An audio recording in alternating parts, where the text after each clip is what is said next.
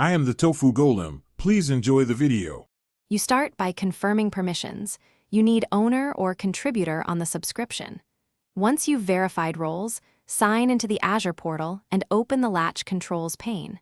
Make sure your subscription and target resource group are selected so changes apply to the right scope.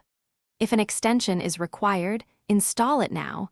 It usually appears in the portal's marketplace. This immediate setup prevents permission errors later and gets you straight into editing control mappings. Now you edit the control itself.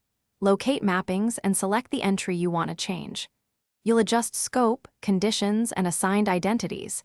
Explain why each matters. Scope limits impact, conditions enforce when the control triggers, and identities determine who's affected. Once adjusted, use Save Draft to validate. This preserves the live state while letting you check effects. Make sure to review dependencies and related policies, because cascading rules can override your change. Apply changes during a low-traffic window. Doing this minimizes disruption.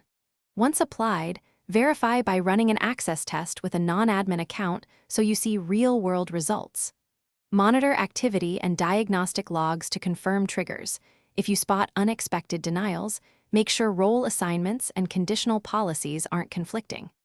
If things go wrong, revert to the saved draft or restore prior settings. This troubleshooting step gives you a quick recovery path.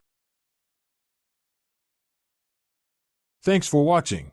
Consider subscribing if we helped you today.